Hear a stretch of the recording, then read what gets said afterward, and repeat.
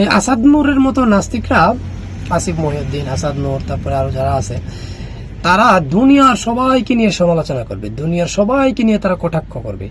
হ্যাঁ, ইসলাম ধর্মের প্রবক্তা হযরত মুহাম্মদ সাল্লাল্লাহু আলাইহি ওয়াসাল্লামকে নিয়ে তারা জঘন্যভাবে কটূক্তি করে, গালাগাল দিয়ে কথা বলে। কিন্তু তাদেরকে নিয়ে আপনি কোনো রকম মন্তব্য করতে পারবেন না, কোনো রকম ক্রিটিসাইজ করে কথা বলতে পারবেন না, তাদেরকে কটাক্ষ করতে পারবেন না, এমনকি তাদেরকে আপনি থেকে তুইও বলা যাবে না।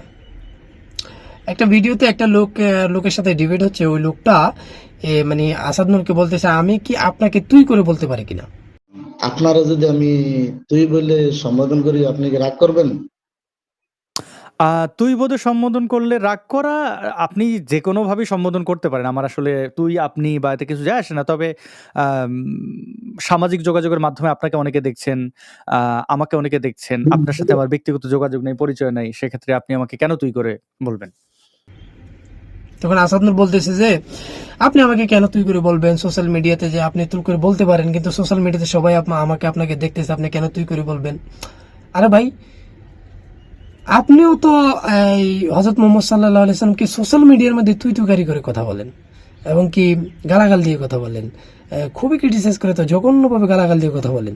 তখন আপনার এই জিনিসটা মাথায় আসে না যে আপনার যেরকম একটা আত্মসম্মান বোধ আছে, হযরত মুহাম্মদ সাল্লাল্লাহু আলাইহি ওয়াসাল্লামের একটা আত্মসম্মান বোধ আছে।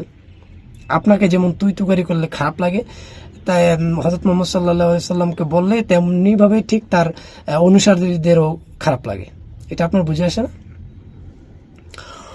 তো তারপরে বলতেছে যে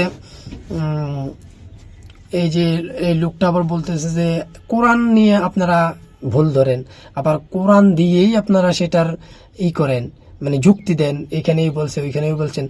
এরকম একটা কনস্টিটিউশন কি আপনাদের নাই, যেটা দিয়ে মানে আপনারা কোরআন এটা বলছে, আপনারা ওইটা দিয়ে সমাধান করবেন?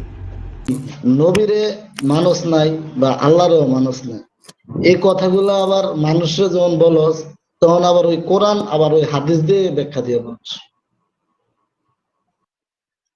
তোদের কি কোনো ব্যক্তিগত কোনো আছে যে ওইটা দিয়ে তোরা ব্যাখ্যা দিয়ে তাদেরকে বুঝাবি? আর আসাদ নূর উত্তর দিতে ব্যর্থ। কারণ ধরেন আমাদের ইসলামিক যে বিধান, ইসলামিক যে একটা রাষ্ট্র চালানোর মতো বিচার বিভাগ, আইন বিভাগ, সবকিছু মিলাইয়া যে একটা সংবিধান ইসলামের আছে, সেই সংবিধানটাকে মানে ব্রিটিশরা কি করছে, সেম ভাবে একটা সংবিধান তৈরি করছে, যেটা কোরআনের পরিপন্থী, কিন্তু একটা রাষ্ট্র পরিচালনা করার জন্য যথেষ্ট। এটা ব্রিটিশরা করছে। তো এই যে আসাদ নূরদের কাছে প্রশ্ন ছিল ওইটাই যে কোরআন একটা সংবিধান, আপনি যেহেতু নাস্তিক, কোরআনে বিশ্বাস করেন না, তাহলে আপনারও এমন একটা সংবিধান থাকা উচিত যেটা দিয়ে আপনি পুরো একটা সমাজ ব্যবস্থা চালাতে পারবেন, যেটা দিয়ে আপনি একটা রাষ্ট্র চালাতে পারবেন, যেটা দিয়ে আপনি সবকিছুর উত্তর কোরআনের বিপক্ষে দাঁড় করাইতে পারবেন। এমন একটা কনস্টিটিউশন তো আপনার দরকার, কিন্তু আপনি তো সেটা করতে পারতেছেন না। এই প্রশ্নটা ছিল, এই ভাইটা এই প্রশ্ন করেছিল আসাদ নূরকে, কিন্তু আসাদ নূর উত্তর দিতে ব্যর্থ। তারপরে আসেন, এই লোকটাকে যখন মানে ডিবেটে কথা বলে, এই লোকটা যখন এই আসাদ নূরকে বলে যে আমি আপনাকে তুই করে বলতে পারি কিনা, তখন আসাদ নূরের অনুসারীরা, এই যে আমি স্ক্রিন রেকর্ড করে রাখছি, আসাদ নূরের অনুসারীরা মানে এই লোকটাকে যে কি পরিমাণ গালাগালি করছে, যে হ্যাঁ মোহাম্মদের উম্মতরা এরকমই ব্যবহার খারাপ, হ্যান ত্যান, মানে খুব জঘন্যভাবে এই লোকটাকে গালাগালি করছে। কারা করছে? এটা হচ্ছে আসাদ নূরের অনুসারীরা।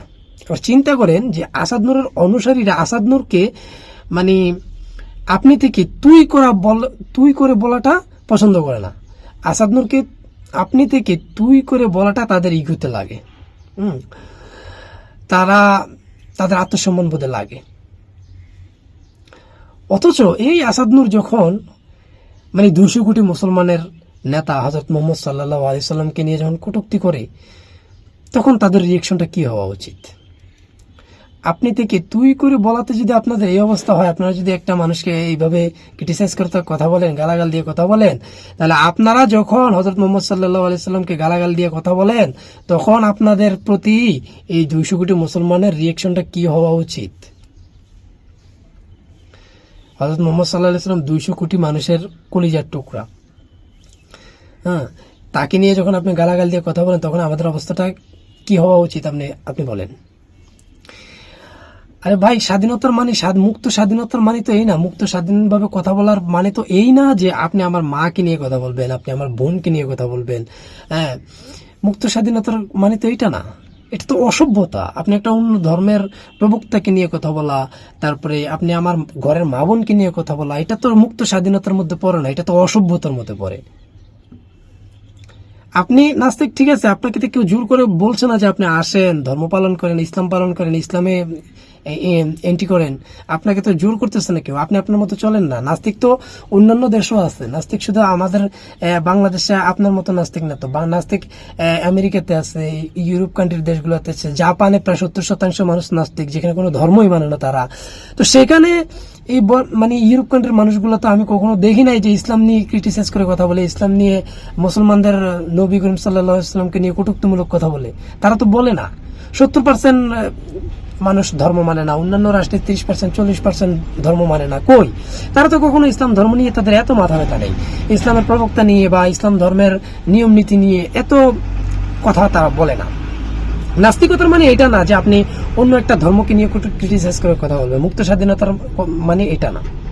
আপনি নাস্তিক, আপনি ধর্ম মানেন, আপনি মানেন না, সমস্যা না, আপনাকে কেউ জোর করবে না, আপনি আপনার মতো চলেন, আমাকে আমার মতো ধর্ম পালন করতে দেন, এটাই হচ্ছে সমাধান। আপনাকে তো বলে না যে আমার ধর্ম নিয়ে কথা বলেন, আমার ইসলাম নিয়ে কথা, আমার কোরআন নিয়ে কথা বলেন, আমার হাদিস নিয়ে কথা বলেন। এটা তো আপনাকে, এর স্বাধীনতা আপনাকে কেউ দেওয়া নেই। এটার মানে স্বাধীনতা না, এটা অসভ্যতা।